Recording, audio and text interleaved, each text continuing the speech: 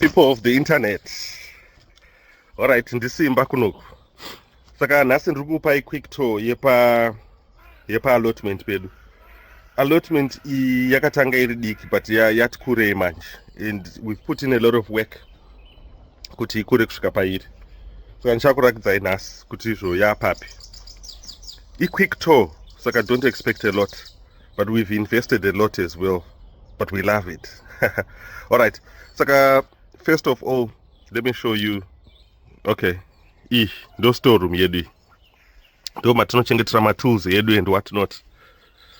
Tools dzese dzinogara imomo. Handiti iyi imvura yatinenge tichizoshandisa kudiridza. Tinoharvesta mvura kubva pamarata. Tinoharvesta mvura kubva pamarata ichiuyawo because panapa hapana matepe emvura. And hapana magetsi. Iyi polytunnel iyi ndeye from last year. Every polytunnel iri panapa ndeye from last year. Saka hapana zvatati taita. Saka so far ndo muriwo wedu uyu uri mupolytunnel. Ndo patinenge tichitora matungwa apa. Kana tamusota muno muchaona zvamunenge mazoita. But matungwa hobo. Matungwa hobo ndo atinenge tichizodyara uko neuko. Imwe muriwo yasakarai tenchibvisa. Hatinide hedu muriwo yasakarai. Saka alright, polytunnel number 1 ndo yatikatanga kuvaka. Then iyi imvura ye-communal saka ndiye munhu wese mvura iyoyi. Tinoharvesta futi kubva pamarata apa. Ndimuri kuona gata iro. Gata iri rinobva razodzikisa rinopinza mvura iyi umu. Ndo kuharvesta kwatinoita mvura. Apa ndepa neighbor apa kuleft kwedu kune polytunnel uku. Tichiuya takadai so. Then iyi ndeyedu iyi. Panga paine perpetual spinach last year. Iri 4, 1, 2, 3, 4. Perpetual spinach. Apa panga paine compost but tiri kupaisa strawberry. Then iyi ndo compost yedu yatakazosara nayo. Ndo compost from last year. Saka yakanyatsoorerera, tichanyatsobenefita kubva imomo. Then aya anonzi masour berries aya. Muti uyu tinonaka ndetwe red so turi a bit sour but tinonaka. Muchatuona mukafamba nesujeni ino iyi muchaona zvakawanda. Then apa pachaenda raised bed. Panga taimboparima last year panga paine beans. Apa taiparima madomasi but takazodyara muapple uyu nemupei umwe wacho uri the other side. Tichazonyatsoziva kuti yakabata here this year. Tikaona yako tanga kuita tumabuds chichi. But this year apa tiri kubvisa apa. Toda kuisa ma-raised beds 2 apa neapa. Uyu mupei uyu. Muti uyu wamuri kuona uyu mupei. Then uku hakusi kwedu uku kwatokweumwe uku. Zvidhina izvi taida kuvakisa compost. But takazongovaka nemarata. But tichazviwanira basa. Then iri raised bed takaigadzira last year. Ndeye maslabs hapana kwainoenda. Chiramba kusakara. Iyi perpetual spinach iyi yakasara from last year. But mbedha uyu tichaubvisa. Because toda kuisa futi umwe munyowani wemaslabs. Then iri nderimwewo zimbangura remuhomba iri. Hanti muri kuona. Saka chamuri kuona chirimo ichi. Manyowa iwaya emabhiza. Manyowa. Saka tinomaisa the year before kunyatsoita aite rich anyatsoibva mushe. Saka pasi apa anenge akatonyatsoibva zvakatonakisa. Hanti muri kuona. Zvakanakisa. Ende ivhu repanapa riri very rich as well. Saka nokuti ivhu racho riri rich zvinotibatsira zvakawanda. Then apa uyu muhomba we last year uyu mune kovholo ne Portuguese walking stick iyi. But ndichaibvisa walking stick yese because yatosakara. Zvese izvi zvichabva izvi. Uyu mumwe muapple watikadyara uyu. Neumwe aya anonzi golden delicious. Tumwe twacho twakatodonha tukumalabel tunorakidza type yacho. But uyu golden delicious. Takaona unenge wakabata hawo because puzasi kuri kuoneka kawo green unenge wakabata, but uyu wakabata because mukona twe green twakutobuda uto uyu wakatonyatsobata uyu.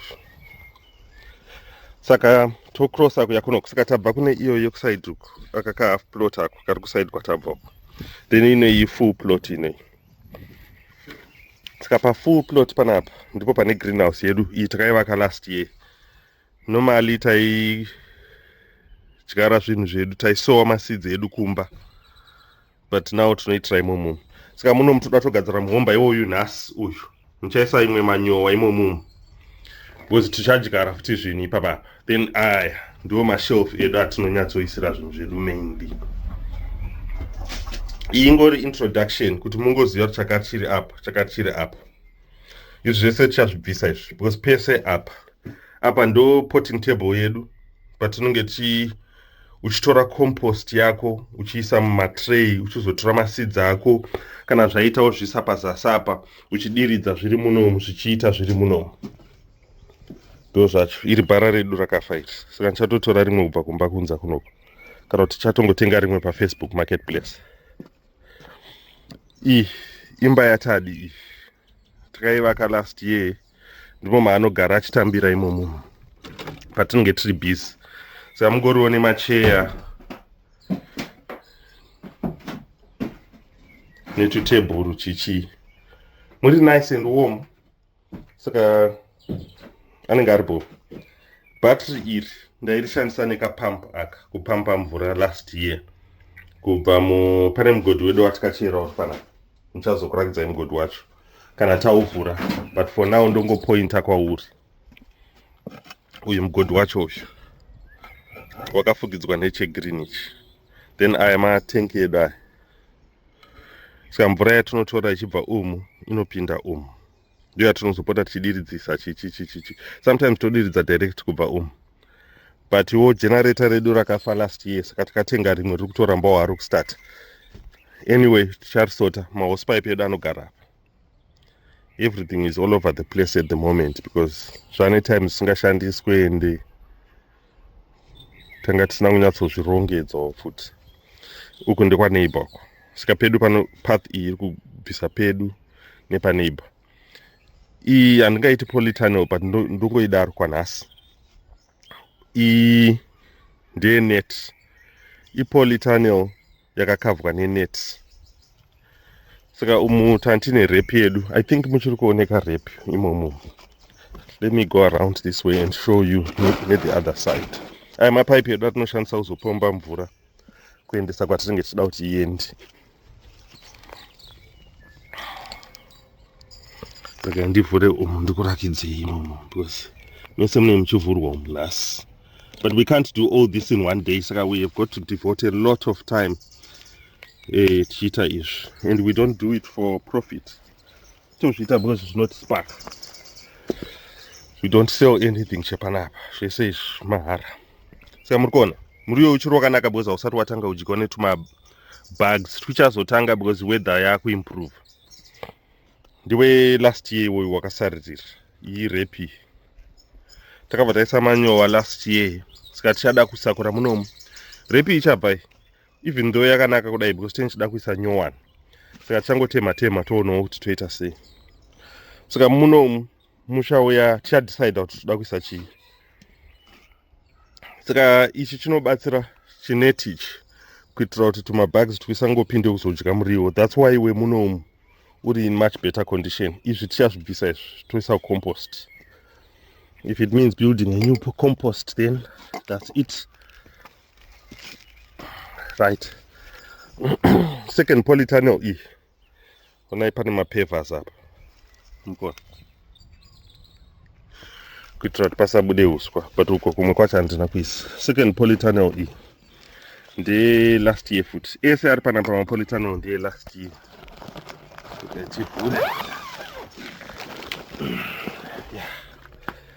Saka muno mutanga tiine rugare walking stick. Tichabvisa futi zvese izvi. Reason yatisina kuzvibvisa last year ndeye kuti zvanga zvichine utano. Saka unenge uchingoti pamwe through winter ndichingononga chinonga. we did, but not as much as we would have loved to. Saka mune maboundaries epaving futi aya. Kana mashandwa, this all tichabvisa zvese izvi ende hazvitombotori time futi, but matungu atichambomachengeta because da kuita zimunda rerugare urwu. But izvi zvatosakara izvi zvinoenda kucompost. Zvinoenda kucompost. Because macosts edu akawanda epanapa ndekutenga compost really. Saka to minimize on macosts iwayo, you make your own compost. Simple. Alright, then this is the final one. Apa ndakasiya a bigger path kuti bhara rikwane apa, but maybe ndichaisa maslabs, maybe handisikuzoisa maslabs. Umu ndo matakadyara tsunga yedu yaya yekuzoita makonye last year munomu. Tsunga yedu yakaita makonye last year takaidyara munomu. Saka tichamupinda nerotaveta tomuti baba munomu handisikuisa maslabs pakati. Ende tichatongodyarawo maybe tsunga iyoyo or something else. But this year hatisikuzosia muchiita makonye because tichaspraya more than we did last year. Kenit tichatozoitsvaga, I'm sure. Okay, so that's the allotment. Then ndikurakidza ka free space kari apa. Andi muri kuona apa panga paine madomasi last year. Tanga tine mazidomasi last year ipapa. Ne maonion. Muri kuona maonion akutanga kubuda ndeegore rakapera. Maonion egore rakapera. Saka uku ndekwa neighbor kakusweduku. Saka tichapa rotaveta ipapa. Then topaisa something. Saka ndo plot number 2 iyi. Saka taona half plot, taona full plots. Then ndakurakidza kwatinoisa chibage. Saka iyi plot number 3. Saka muri kuona ma-apple trees edu aya. Akutotanga kuita tumaruva, muri kuona. Yese iyoyi yasara 7 apo chaisa umwe apo kureplace wanga uri papa wakabva. Saka chibage tunoisa panapa. Apa tantine chibage chatakapedzisira kuisa last year changa chiri apa pese. Then tanga tine net raitenderedza chibage chese chanchiri kuside uku. Imwe compost yedu iyi. Imwe compost. Saka chibage nechichi last year zvakauya apa. Saka normally zvatunoita kana takugadzira ma raised beds toshandisa material iyoyi kuisa pasi. Then inoora over time, even yakapfuura gore even yakaita sei, at least tiri kuziva kuti mune organic matter pasi pemubhedha. Then iyi mvura iyi tichaishandisa kuzodiridza patinenge tadyara kunoku. Tine tumapampu twedu muchatuona. Then apa tunoisa chibage apa. Saka tichapa rotaveta pese. Tichapa rotaveta pese. Kusvika uku. Kusvika panapa. Kuenda uku. Shuya ndo line racho. Then ichi chibage chatakabvisa last year ichi. Tichachiita futi mucompost. Sometimes tinochiita tumapiece tudiki diki. Tochingochisa mumacompost nechichi. Otherwise ndo nhingi yedu yekupedzisira, storeroom yedu yekupedzisira. Saka zvima-equipment zvichichi zvakawanda tochengetera imomo. Ndo generator redu relast year iri rakazongotisiya last minute. But ticharimutsa, it's slightly smaller than nyowani ratatenga. Iri 6.5 iri horsepower. And the nyowani iro I think 7.5. But chakatibatsira chinhu ichochi pakupomba mvura nepakurana karotaveta kedu kadiki. Because karotaveta kedu kadiki ndeke magetsi aka kapasira. Ndeke magetsi muchazokaona ka in action. Iyi lawnmower. Lawnmower iyi hatichaishandise hedu tane hombe yepetrol neimwe electric izvo. Iyo takaitenga 5 pounds ku-auction izvo. But hainamboshanda for a very long time. Tinongokudzidzisa kuti ndiri sometimes.